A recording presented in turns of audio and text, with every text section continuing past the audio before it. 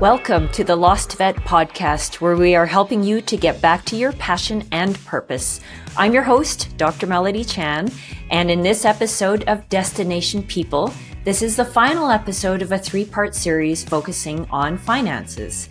And this is done in collaboration with Synchrony Care Credit.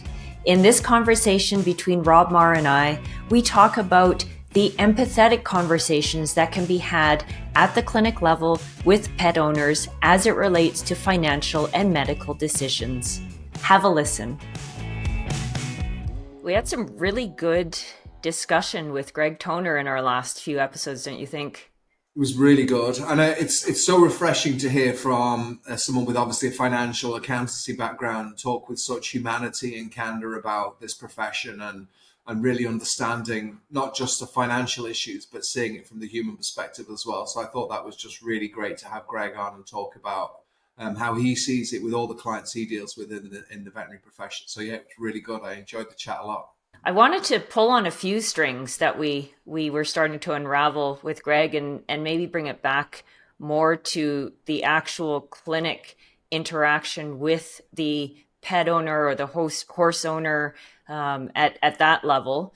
And that idea of morality being tied to money, I think is definitely a heavy one and a strong one, and maybe is what sometimes is behind why we're uncomfortable talking about money in general, both from the pet owner standpoint. And when I say pet owner, I mean any animal owner. So it could be a horse, could be a goat, could be a dog, cat, not going to judge. Could be a chicken, could be a pig. Just thinking about even from the pet owner's perspective, right? You're going in there, you've got this potentially an emergency, and you're feeling like, I'm not sure if I don't choose this option that's being presented to me, this course of medical treatment, will I be perceived as a bad pet owner? Mm-hmm. And that feeling, then you can start to become defensive, angry, just more emotional. And so one of the things I wanted to chat about with you is just thinking about how can a clinic team present medical or financial, or both medical or financial information in a way that doesn't make a client feel like they're a good or a bad pet owner? Wow, that's such a good question. I think, and let's try and keep this conversation as practical and as close to an actual conversation as possible. I think I'll lean on you to give me some kind of the veterinary expertise angle, and I'll kind of try and bring it from a human communication perspective. But I think there's a couple of bits there that are underutilized quite a lot in dialogue in general between people. And the main one I always find is a good use of questions. I think when we're talking to people about a particular situation or scenario that can be stressful, I think one of the ways to make the person feel more comfortable is to get them to start talking to you. And obviously the best way to do that is by asking people questions. So I think that the earlier that starts in the process of care of both the patient, of course, but of their owner as well, the earlier we can start asking empathetic or open questions to really understand where that customer's coming from, I think we can build a much more holistic idea about who that person is, what their priorities are, what's going on in their lives at the moment, what they're finding difficult, and so on. So I think when we don't really know a person, then it's very easy to resort to very superficial metrics for what situation that person's in. So they might look at that person's dress, for example, or the car they pulled up in, or who they're with, or the way that they speak. And I think we're all kind of bound a little bit by our own historical biases and prejudices in that regard, without meaning to be. So the challenge is to get beyond those learned behaviors and to have a more curious, open attitude and mindset towards communication in general. So rather than trying to think about this, what do I say when we present the bill? Like, what's the magic question I ask, or what's the magic phrase? I think this is actually more of a cultural, earlier thing that needs to start, which is when that person comes into reception on their first visit, how you doing? How's everything going with you guys? What's happening in your life? Just while we're getting the paperwork, or while we're getting the animal checked in, or while we're kind of orientating them as to the waiting time, or what's happening that day, or what other appointments are in front of them. So those simple opening questions can pave the way to get a greater understanding of where that customer's at. Are things going okay? Are they happy? Are they going on holiday? Is there anything that's going on that might contextualize the situation a little bit, or help you understand what some of their primary concerns might be? So I think everyone has a role to play in that. Every touch point the customer has, from the initial phone call or the initial booking of the appointment through to that initial first greeting point, and then as they progress through triage or through care or through their normal kind of approach to an appointment, what the vet says during the consultation, what we say after the consultation, what we say at the reception desk. If that process lacks curiosity, lacks interest in the human being that's in front of them, then we're likely to make assumptions, we're likely to make judgments, we're likely to presume an awful lot on behalf of the customer. And then, of course, then we feel a little bit bound by our own insecurities about money and about the morality of the situation, or that their animal is sick, how can we charge them this much money, and so on. Whereas if we understand the situation of the person, I think it allows us to build up a more complete and whole picture of the individual. So I think the first thing I just wanted to speak to was just about the questions. I think it's an easy thing to systemize, both from answering the telephone. We can have 2 or 3 prompt questions. We can do some role plays, or practice sessions, which I know people sometimes feel awkward, but usually they're hugely beneficial as well. And I think even just talking about what does a good consultation look like, not just in terms of treatment, but in terms of what do we find out about a customer? What is it that would be really helpful for us to know about that person, as well as just the health of the animal? I know I've been to the vets many, many times because we've had dogs for the last 20 odd years. And I've often felt that they know my dogs really well, but they really don't know a thing about me as the person that's actually funding the care, and the person that's actually kind of bringing their animals in. I don't think you ever really get asked any other questions about you, or what's happening with you, or what kind of person are you, or what job do you have, or what do you do for a living. So I think we need to show greater interest in general in the person that's footing the bill, and by doing that, I think you'll create a much greater rapport with them. And then I think that the second part, if you allow me just to expand on it a bit further, I think is thinking about the other person's perspective with empathy, but also recognizing that they know that going to the vet costs money, and there is an expectation of cost. There's an expectation of a certain level of cost. There's the historical cost. So what did they pay last time, for example? So they could, when the client's details pop up, they could say, well, the last bill was $300. So if the bill is $300 today, that's not going to be a surprise to them. So I think, yes, we need to be empathetic. Yes, we need to care for that person, but we also need to recognize that that person is a customer. They're coming into a place of business. They're coming into a place where treatment has been provided, costs have been incurred. There's lights, there's treatment, there's staff, there's all the things which come with visiting a veterinary practice or hospital. So we all understand that. And just to give a slightly separate example, I mean, today's very pertinent. My car has just gone in for a service, or my wife's car has gone in for a service, and the brakes need fixing on it, and there's a few lights flashing up on the screen, as is inevitable at this time of year. I know that's not going to be for free. I know it's going to be a few $100 to get that car sorted out, ready for its test. So customers know things cost money, and you be empathetic to the person, but also know as a consumer yourself that you have to spend money on things. In fact, obviously, lots of people in the vet industry, they all have pets, they have animals, they have a great affiliation and association to animals as well. So you know in yourself that if you love animals, that's a really important part of your life, but also you know that it's an investment to love animals. It's not something which you just get for free, from the very basic food needs that they have right through to their lifelong care as well. So I think we have to not infantize the consumer, the customer in these conversations, because they know what's going on. They know it's a financial conversation as well as an emotional conversation too.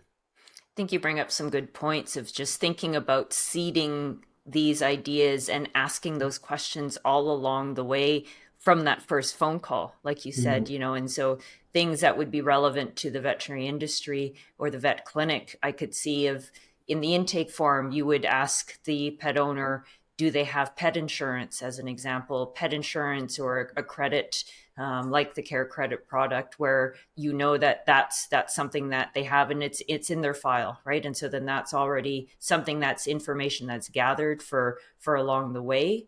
And Yeah. then as you're talking about asking questions, where that really comes into play is for treatments, and whether it's at home treatments or at the barn treatments that the owner needs to do.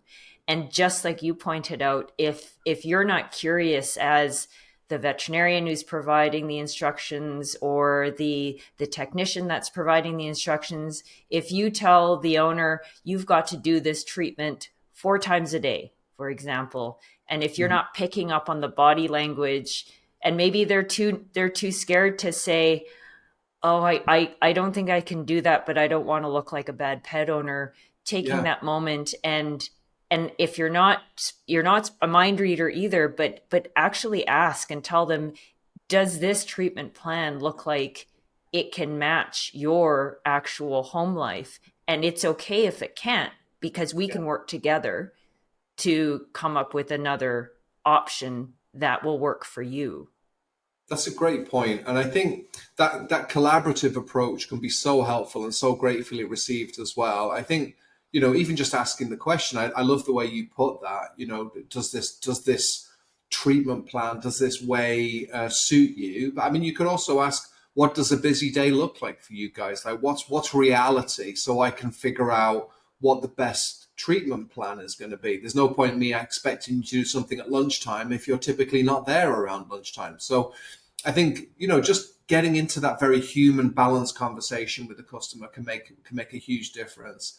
You said something else there at the end, Melody, which I think is a really great point. And of course, you mentioned Care Credit and services like that, where you can get additional support instead of just being able to fund it. Really, what we're talking about there is options, right? It's not about just, well, this is just the deal and you got to figure it out as a customer. It's about working with your customers. It's about saying, look, tell me what you can do right now. Here's a good option. Here's a better option. Here's a best option.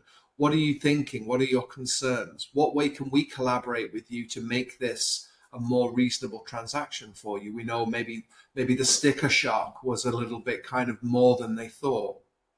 You can bring the level of the whole conversation down just by saying, I can see from your reaction that's a little more than you're expecting. Let's talk about options. Let's talk about ways that we can make this much more manageable for you. We both want what's best for the animal. Let's try and work a plan out that together. So we just need to be trying to stay away from, if possible, I know it's difficult, but trying to stay away from these conversations as transactional and making them more curious and more optional. Like, what are the ways? How can we collaborate? What's your day look like? What do we need to happen for the animal? How can we, in a way, almost negotiate the treatment and the money to make sure that ultimately the animal gets the best care that we can all afford, but also that is right for their long-term health as well. The other challenge I see coming up nowadays is there's sometimes, as a veterinarian, and especially when you're first coming out of school and that first 5 years, and you've been taught all the gold standards or the best, right, of what needs to be done in different situations. Yeah. And it's sometimes difficult for the newer vets to negotiate in their heads that it's okay to actually provide a standard of care. And then, yes, there's all these other options that we also could do, but to not judge a pet owner on if they're not choosing that top gold, the best option, they are not a bad pet owner. I think in the flip side, I think there's also the standards where if you're providing a treatment option and discussing it with the pet owner, in letting them understand, in my medical opinion, these are the areas where I don't think we can decide not to do if we want to have X outcome.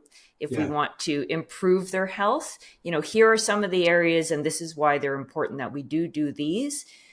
Here are the other ones that we can talk about that are additional options if you're finding that this is too much. But discussing with them again what the pros and cons are, in the sense of what the additional step does, what it allows for. If we don't do it, what will we not know, but will it impact? How will it impact the outcome that we're all striving for? I think that's a very good way of looking at those two different ends of the spectrum, either this gold standard of care or this kind of not minimum standard, but like a standard, as you say, where the basic needs will be provided for. I think one of the ways to look at that, I think, from listening to what you said, Melodie, is trying to view things as objectively as possible and to describe things in a non-judgmental or non-kind of authoritative kind of way. So just saying, look, this is just what's happening. We don't need to, this is not about what the right thing for you from a moral or ethical standpoint. This is about trying to understand what the medical prognosis is, how we can put a good protocol of care in place to make sure that the care is there. But we also have to negotiate between what's realistic. We might negotiate on the level of care. We might negotiate on the frequency of care. We might negotiate on the type of care. There's lots of variables. And I think just trying to present those variables as clearly and calmly as you can to the customer and say, look, we might beef up here, but we might then do a little bit less here. And it's just trying to figure out what that tolerance is and what the priorities are. When we think about good communication outside of the veterinary industry, just in general, the two key themes which always seem to come through to me in the books that I read are really about non-judgment and acceptance. Okay, and I think when we are able to not judge a situation emotionally and just look at it from a pragmatic or objective perspective, and try and think of this in a way that is empathetic to the customer's situation, but also empathetic to the animal's needs as well, and recognize that this is not about A or B, but it's trying to figure out what is A for the customer, what's B for us, can we close the gap? If not, maybe we might have to agree to disagree as well in some of these conversations, and let the customer ultimately decide what they think is appropriate. And then at that point, we have to step away without judgment and just accept that they've made the right decision for them at that moment in their time. That communication piece is so important. One thing that I think would be helpful for teams is, making sure that your clinic team members have the coaching and the support in practicing some of these challenging conversations. In our previous podcast, in our conversation, Rob, you brought up that wonderful insight of, you don't have to, as the team leader, you don't have to have all the answers. Actually ask your team members, what do they find challenging? Where do they have difficulty? Have them bring that up and use that then in okay, what can we do to get you to the next space where you're feeling a little more comfortable, you're more confident, and having them come up with those solutions of what they think they need, whether that's practice role playing, like you said, or something else. Yeah, and you know what? I think I'm glad you refreshed on that idea, because I think that is often where the solutions lie. Like, you've got a team that are used to having these conversations, so maybe they don't feel 100% comfortable talking about money or talking about finances to your customers. But I guarantee you they've had conversations that have gone really well talking to your customers. So maybe just a bit of a brainstorm, even discussion, like when it has gone well, what was the behaviors, what were the context, what were the things that you said that you thought worked particularly well? Let's kind of share them all and then aggregate them out. Like, how do we get some good average statements that we can all use that give us a better chance of success as well? So I always believe most of the answers we're looking for lie within the people we're working with, right? And I think they've already got probably a lot of the answers that we're looking for about how to have these conversations right there. We just sometimes need to slow down just so we can grab and access this information, this knowledge, so we can then share it out and use it for the benefit of the whole team. That way, and we preach this quite a lot, like you're using the work as a learning tool rather than just work to be done, conversations to be had. You're getting huge benefit every time we have a financial conversation. What do we learn from it? Can we build that into our daily, weekly meeting protocol? So just regularize that communication around it. You had a difficult conversation about money this week. How did it go? How did you feel? What did you say? Hey guys, what do we think? Could we have said something different? Just treating it as a very normal part of one of the many things everyone has to do in a veterinary practice or hospital every week. It's a bit of a mind shift, isn't it? Where sometimes those people that are leading the meetings tend to think they have to come with we're going to do the training, or okay, today we're going to talk about how we have conversations. And you're right, we skip that step of asking, actually, what is the pain point? Because what we think might be the missing link could be completely off the mark of what where somebody's actually struggling. Yeah, absolutely. I think remembering that these are important conversations, and they can sometimes feel difficult, but they are just conversations. And I think the more that we can get used to articulating our questions to the customers, finding out more about them, I think for me that feels like the most, going back to where we started, like one of the most foundational ways of thinking here, which is that the customer, the paying customer, the owner, the pet owner, the horse owner, whoever it might be, they are extremely important as an entity in this whole transaction. I know we're in this industry, vets are in this industry, the whole team is in this industry because of this profound love and care for animals, but it's the people that are caring for them in their farms and businesses and homes that also have a profound love for them too. And we need to start to develop a profound love for the people that love these animals too, because they're our custodians back at home. They're the people that are going to live out the care that you prescribe for them. So let's show some interest in the people that are really looking after the animals you all care about. Let's find out about their lives, their situations. And I think that will then allow us to have much better, more practical, more objective, realistic, but also kind and compassionate conversations. When sometimes the news is difficult, if the relationship is there, it will be handled much more easily. That's great. Thank you so much for your insights, Rob. You're welcome. Enjoy talking to you about it as always. Thank you, Melodie. Yeah. Until next time. Thanks. Until next time.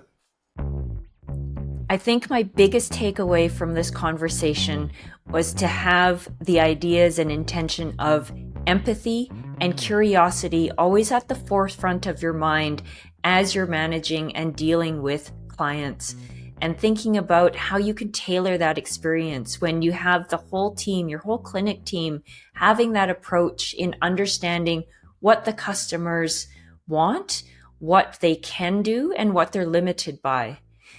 I think sometimes our bias can jump in pretty quickly and we start thinking about, oh, they can't possibly do this and they must be limited with that before even asking.